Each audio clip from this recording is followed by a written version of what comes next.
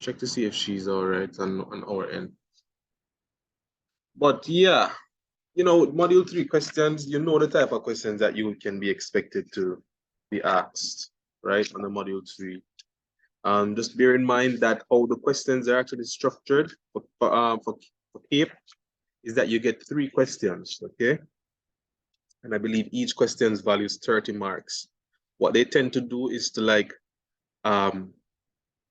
you know, have the questions connected in a sense. So it's like for question 3, it's like 2 questions in 1. So sometimes you might have to take something from question, the first part of question 3 to answer the other part of question, we call it, the other part of question, the other part of the question. So they're generally connected to some extent. So just pay keen attention to that. I think it's going to be quite easy. Just don't leave anything unanswered as best as possible.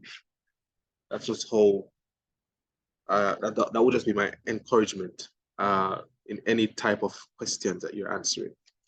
Okay, now who wants to tell me what stress is and what is the units pertaining to stress? I hope none of us are actually stressed at the moment, but tell me. How would you define stress from a module 3 standpoint? It has to do with like material properties. Is it the force applied per cross-sectional area exerted on a cross-sectional area? Right. So yeah, it's a force exerted, yeah. Per unit area, right? Of a particular material, right? Which results in stretching of the material. Because it's without the stress, then you don't really have any type of extension or stretching of the material. So this would be simply what the definition is. So it is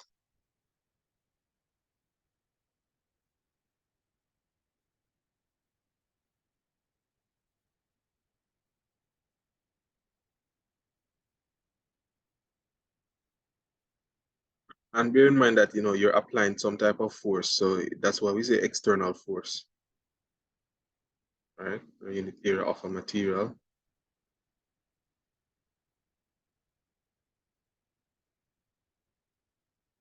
Material that results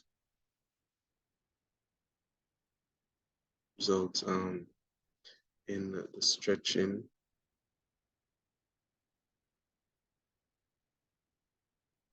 stretch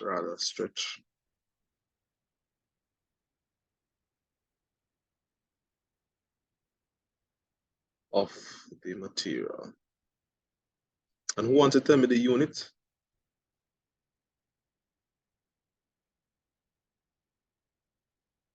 What will be the unit for this?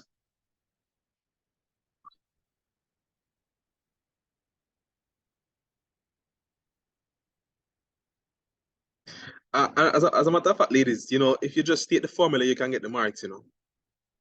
So what would be the formula for stress? F/A. Right, so stress is equal to F/A. If it's F/A, then what's the unit? Newtons per meter squared or Pascal. Yeah, pascals or Newton per meter squared. Better yet to write it like this. So Newton ms to the -3. Right. What about strain? Is Kimberly on board with us? Kimberly, are you hearing us? Yes, sir. All right. Good. Strain. Tell us what you think strain is.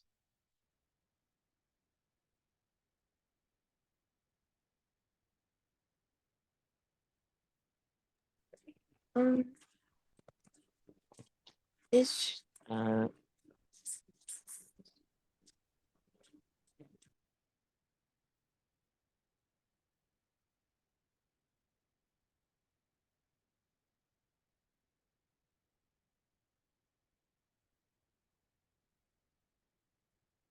Anybody else want to add to what strain is?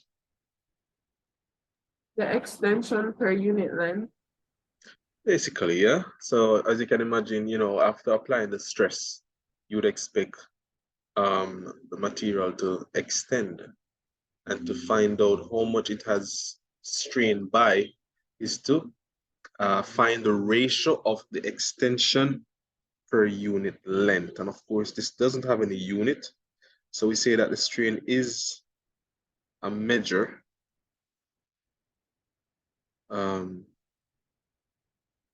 of deformation, really, of a material. I want to say, if you don't get a question related to this, the question you might get tomorrow or whenever, it might be related to material properties such as density, upthrust, upthrust, Archimedes principles, or it might then be linked back to the whole gas formulas or whatever. I don't think they kind of repeat questions so quickly like Young's modulus, but who knows? It could be structured in a different way or whatever.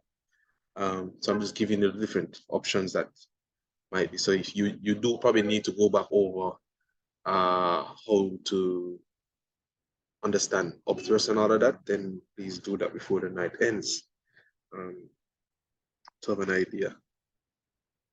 So in terms of the formula, we have change of L over L, and then it doesn't have any units. So no units, because we're simply dividing L upon L. Okay. Now it says that a long, thin metal wire hangs vertically, suspended by a fixed support with masses hanging from its lower end. It says that the load on the lower end of the wire is increased from 0 to a certain value and then decrease again to 0. Said that the variation of the resulting tissue stress is shown in that figure. All right. So what they want you to do is to describe what is happening in terms of the behavior of the material in different segments. So from A to B, B to C, C to D. Who wants to tell us what is happening at A to B? Go ahead, anybody.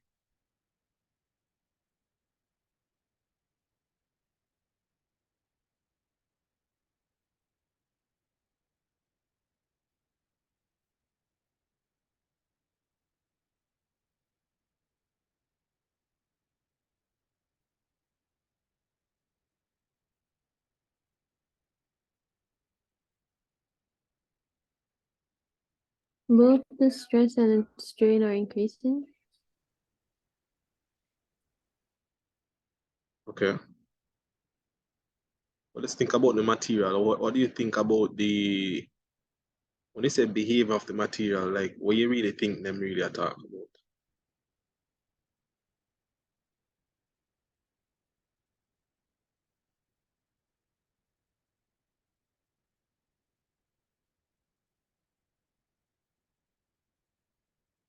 What are some ways we can describe materials?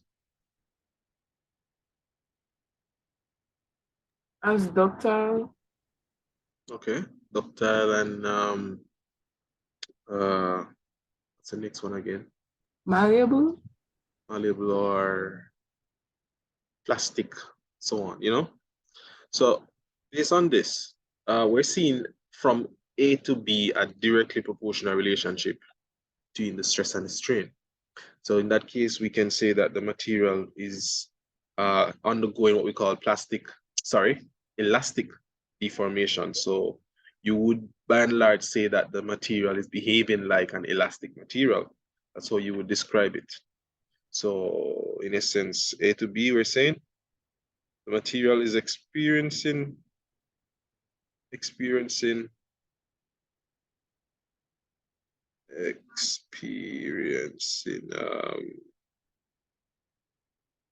experiencing a plastic deformation. Not plastic, I keep saying plastic, it's elastic deformation.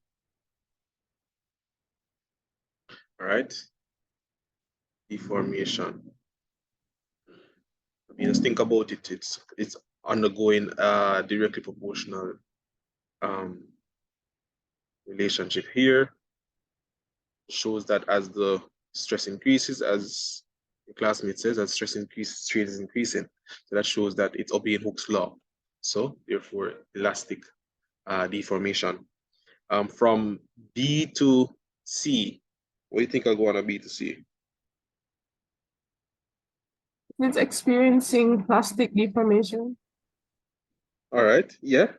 So by and large, that's within the zone where, plastic deformation would start to take place.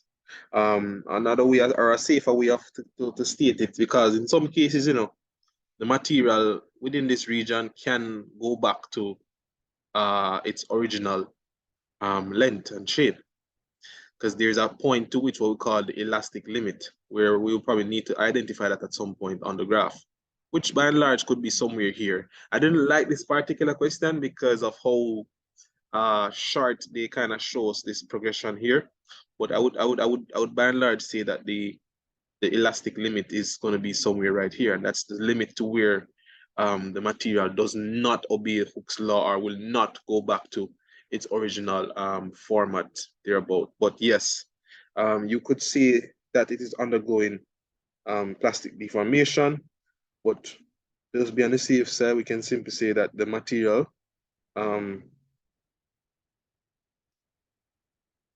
is no longer obeying Hooke's law. Obeying Hooke's law.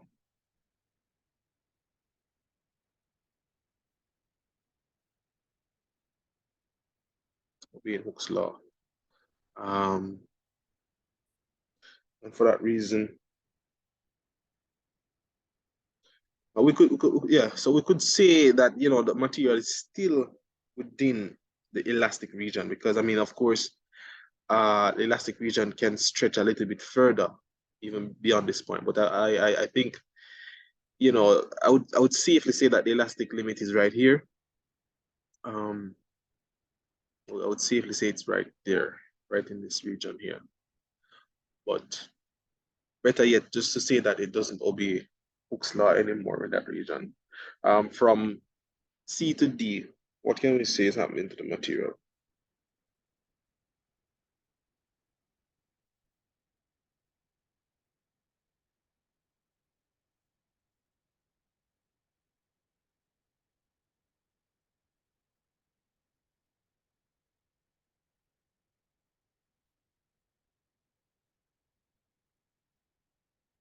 Any look?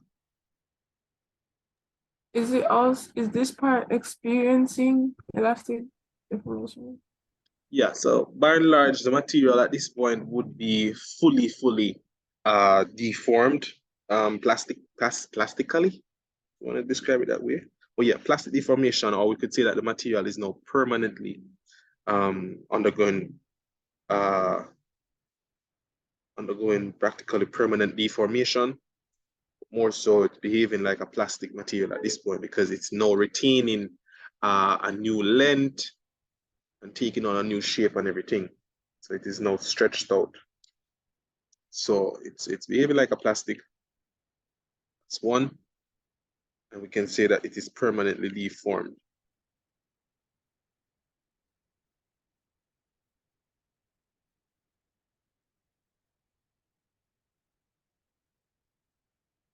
All right. So that will take care of that aspect. Then they asked us to explain what is meant by the elastic limit of the wire. I kind of gave you some hints pertaining to that already, but if you want to share, then that'll be good. Anybody? Would love to hear from Hey, everybody. is it? Go ahead. Yeah. Oh wait, no, Kim was gonna go. Kim, you can go. I think are you first that will talk still. So you go ahead. Oh, okay. Hey, is it when the force is no longer proportional to the extension?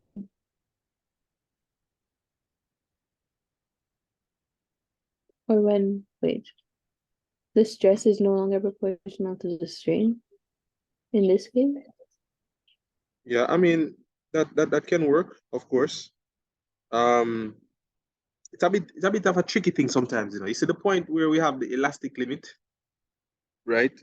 Um, we could technically say that's when the material is now entering into the plastic region, right? Or you could say that this is the limit to which the material will not return to its original length or original shape. And we can even go to the extent and say, this is the point to which the material will return to its original length and shape, providing that we have the right amount of tensile force. So there are three different things that we can say about the elastic limit, you know. But more so, I think the more safer one to state is to say that is the point where maximum stress results in permanent deformation, right? It's the point where maximum stress result in permanent deformation.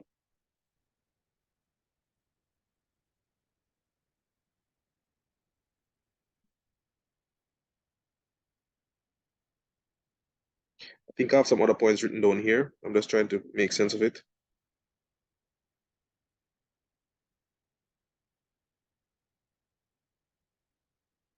Right, and as I said before, that let's think about it as also the point to which the material can return to its original length and shape if the forces are removed at some point. So it's two way how you can take the elastic limit. Okay. So for the next part, it says that if each major intervals on the vertical axis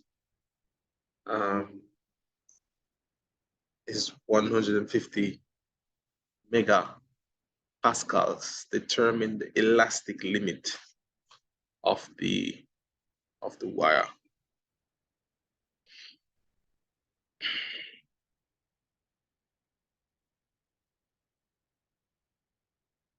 Determine the elastic limit of the wire.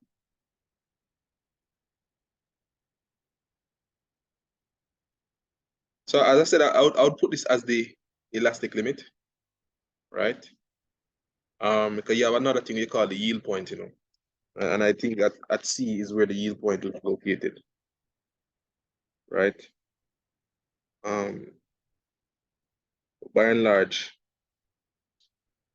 elastic limit would be like just in between the limit of proportionality, which would be right here. This is where your limit of proportionality would be. Limit of proportionality. Then this would be like your yield point. All right, this would be your yield point. And then now in between there, so you would find your elastic limit. So, you know, I'll just play it safe and just consider what's happening between here. So if each of these major boxes are 150 megapascals,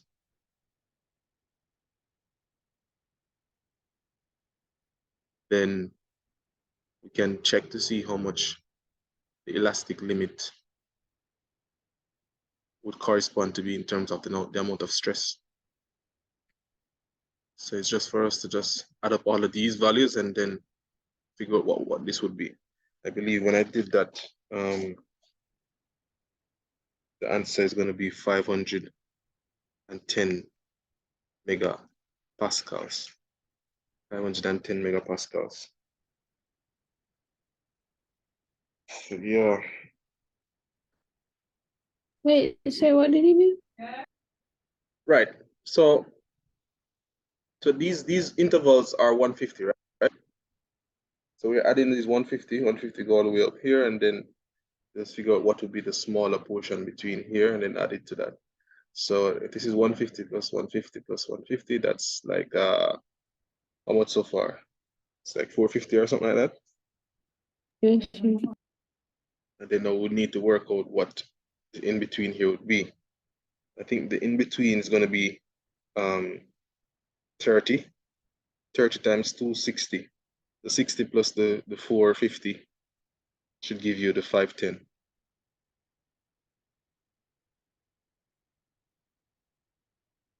Let me know if that makes sense.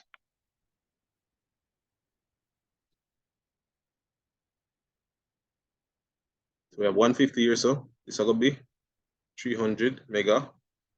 It's going to be 450. Then we'll add that to add 60 plus that. Right here is where it would be 60. And then when you add up everything, it's going to be 510 megapascals.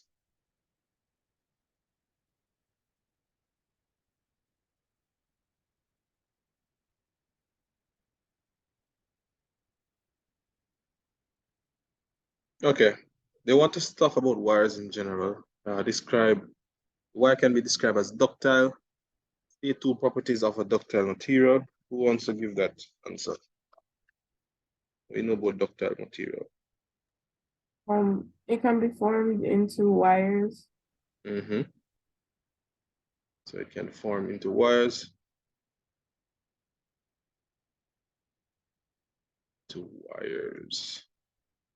Anything else?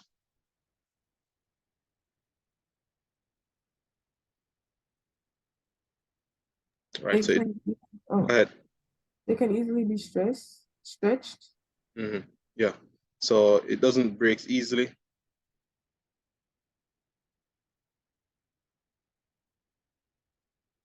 Right. I could say it is elastic for the most part. Yeah. So I think those would kind of give us a bit of marks. Although I don't think you're limited to only two answers. You can give more than one and then more than two, and then if they choose to be kind, they can give you the other one, as long as you don't mark it out or something like that. Okay. In terms of the wire, it says, what does the interval A to D of the graph represent? So this is A to D, A to D.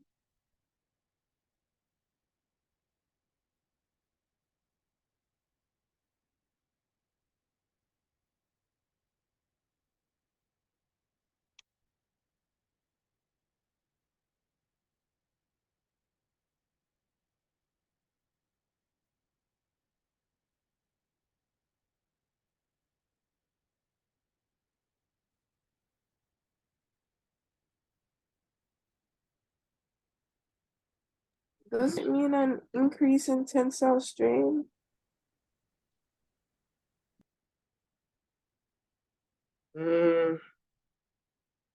Not necessarily.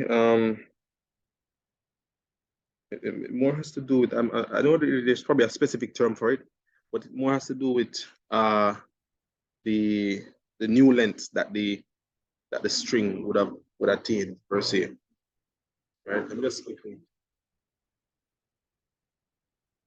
Sorry about the noise. But yeah, I think it has to do mainly with the new length. All right. Stress versus strain.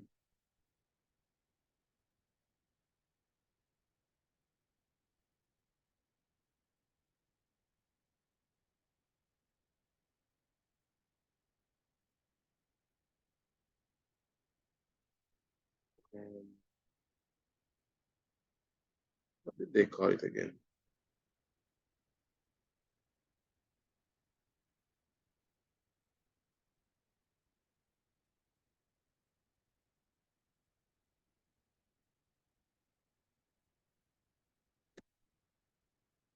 See.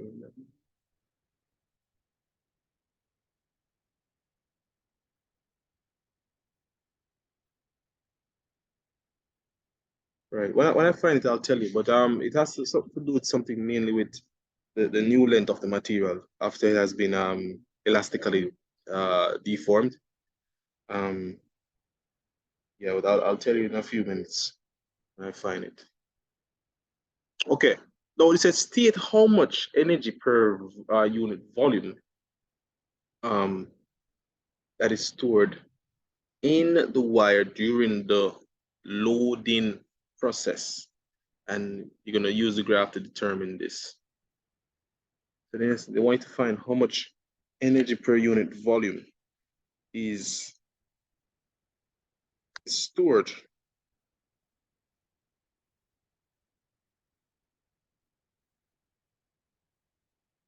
We understand what the question I asked, by the way?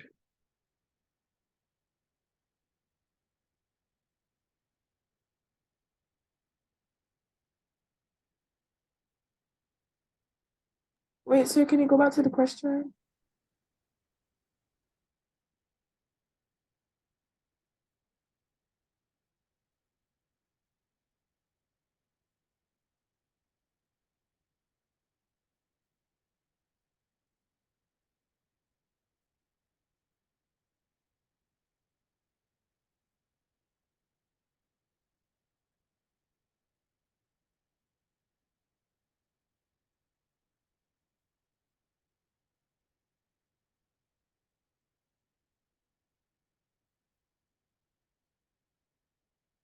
I have to go back to the graph now. Wait, so is this for V or VI? It's VI. VI I'm referring to. Wait, sir, can you repeat the answer for V, please? Yeah, I'm trying to find the right term. I'm looking for the right term to tell you in a few seconds. But for now, let's look at VI. Yeah. Okay.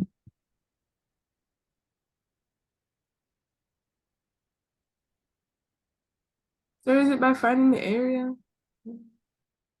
So where on the graph would we use to find that that information?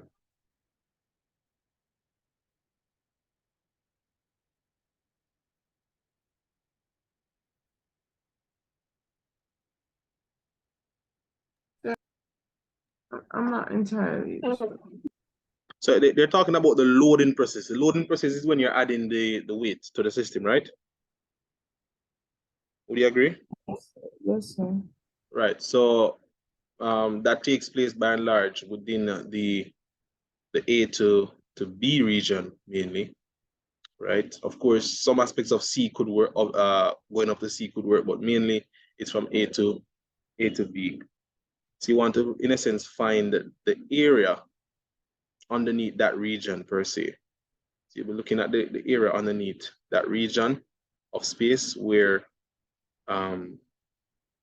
you're, in essence, loading the system. Yeah. So the truth and fact is the energy per unit volume is simply stress divided by strain, actually. Sorry, stress divided by strain. And I'm going to show you why they say that. Stress divided by strain. I mean, we can write out the formula, as you can imagine. So stress is force over area. We're dividing that by extension over L, which we can then restructure it a bit. So this would be the new, the restructured formula.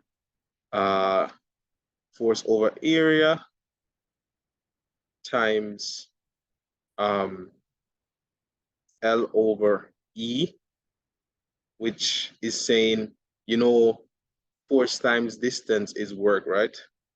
Or energy, divided by A times E, which would be volume.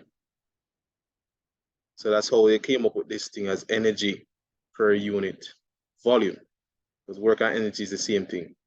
So energy over volume is your stress over strain, or simply finding the area underneath the Oh, in fact, it's not the area. No, I think I'm making a bit of not the area. You're gonna find a gradient, I should say. Sorry about that.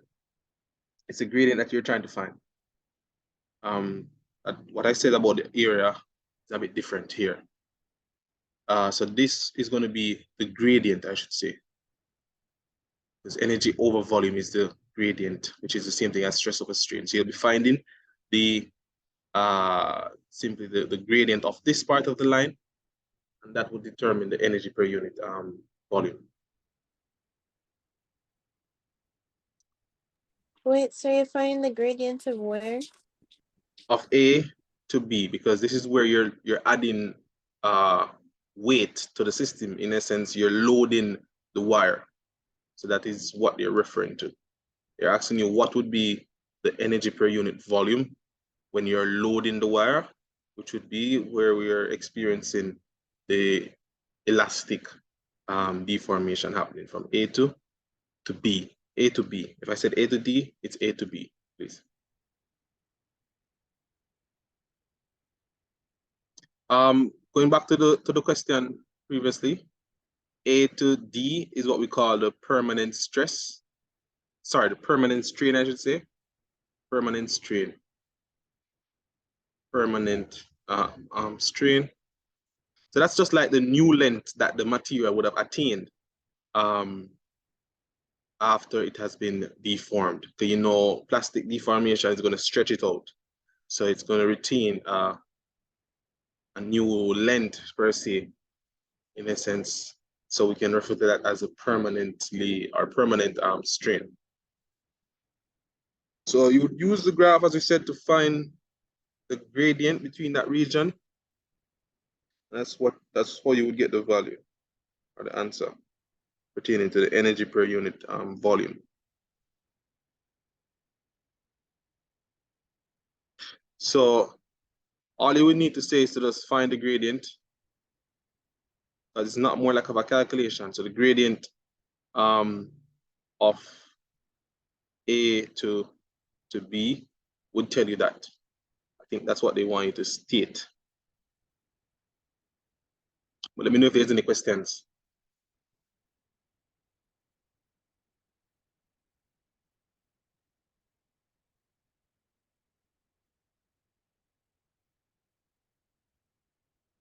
All right, so we'll continue again. And they have asked two type of question that is related to stress versus strain, which I don't know why, but let's just see. So it says here that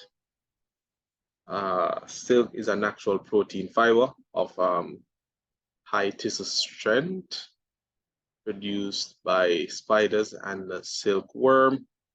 The graph is going to show us, in a sense, what is taking place up to the fracture point for each of these materials. And we're seeing that the black line is a spider and the silkworm is the broken lines. State what is meant by the high tissue strength. Who wants to tell us what is the high tissue strength?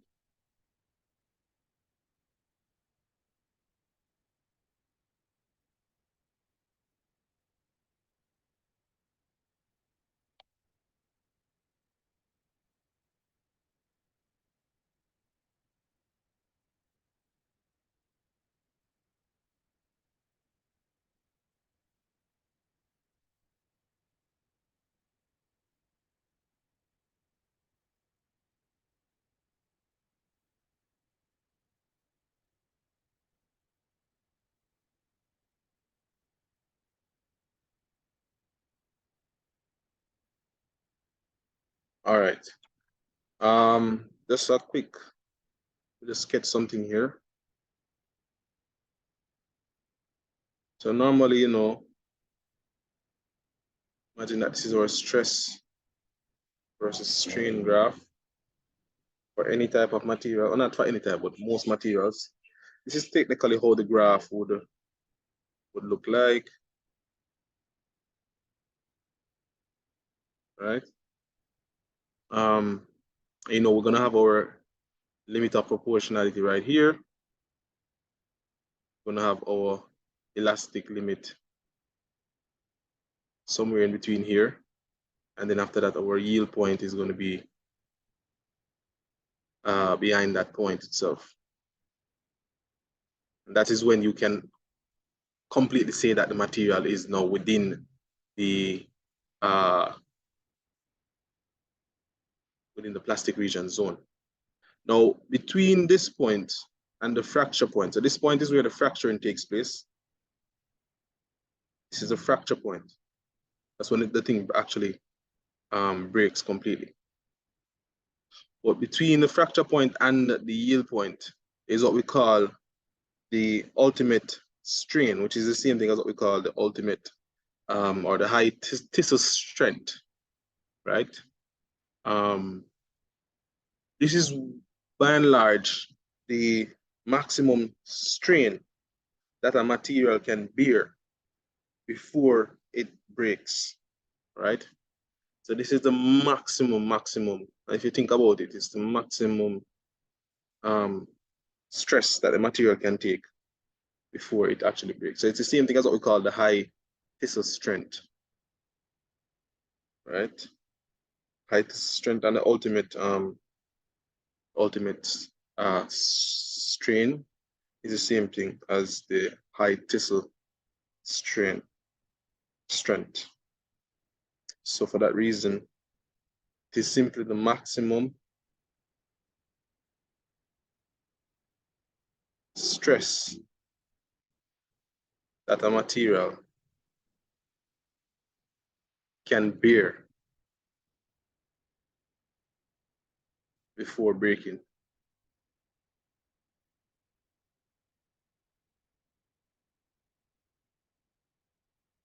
Okay. So that would take care of that. So one more question still. So I'm going to see what I'm going to talk about next now. So they said that the spider use silk to build webs to catch insects. You're going to use the diagram or the graph to explain how the properties of the spider silk makes it more suitable than the silkworm silk for building webs to catch insects.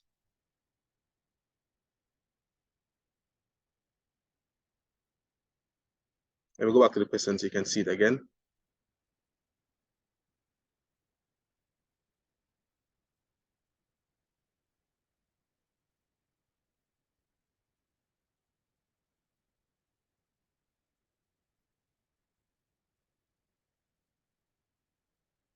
Let's look at the graph now, see what exactly is happening.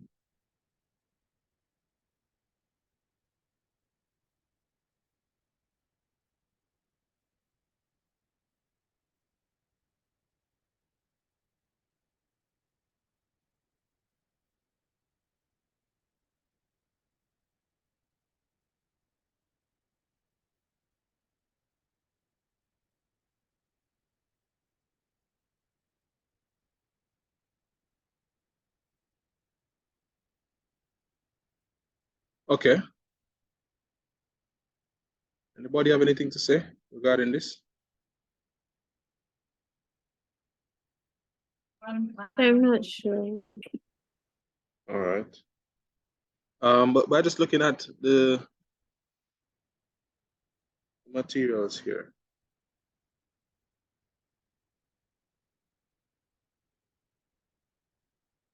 let's go back to the question.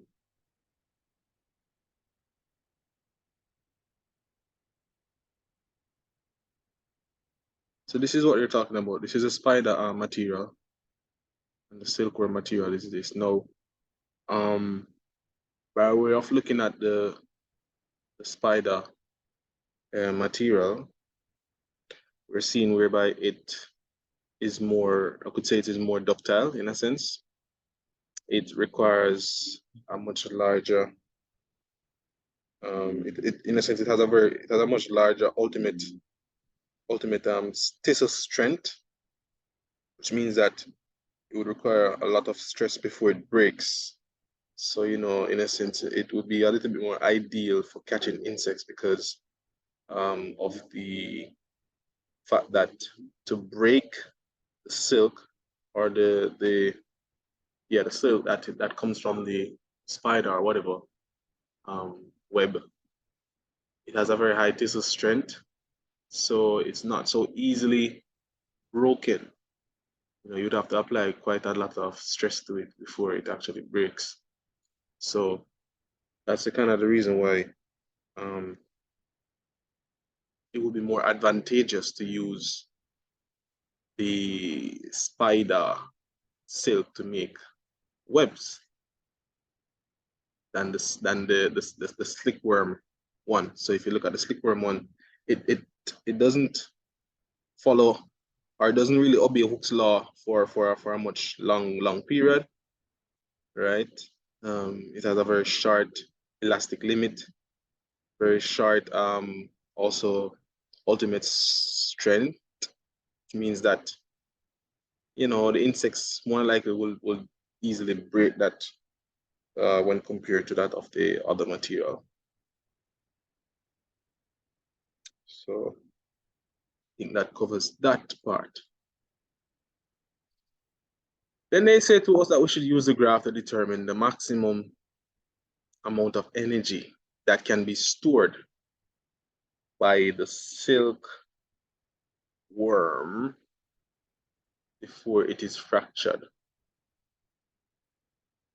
In a sense, they want you to actually find out the energy stored in general, which entails finding the area underneath the entire region of the graph. This is where it fractures, by the way. So you would need to be like trying to find out the area underneath the graph. So what you'll be doing here is to just kind of breaking it up into smaller, you know, I would say defined shapes that you can pick up or easily find the area of, and then you add up all of those together, right?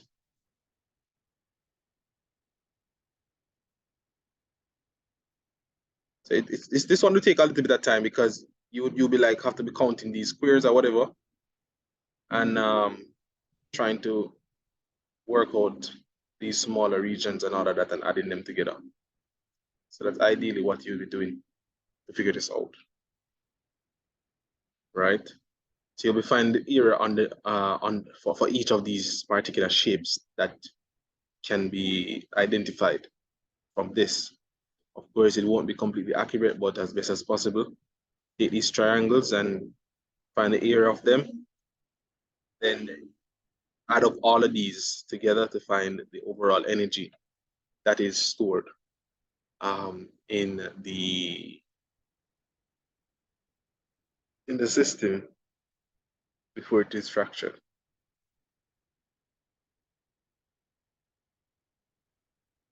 Okay, that's what you would have been required to do for that particular question. I believe that completes that part of the paper for the 2000 what you call it, 22 paper. But just a pointer here, this is just something I wanted to point out to you guys pertaining to work, right? As you know, work is force times distance and so on, but there are times when the force is not acting in the same direction in which the object is moving per se. So that would require a bit of resolving of your force vector, right? So take, for example, like in this case, the force is at an angle to the horizontal. We would need to resolve it and give us the horizontal component of the force, all right? And then that horizontal component will be then multiplied by the distance to find out the actual work that is being done on the particular object.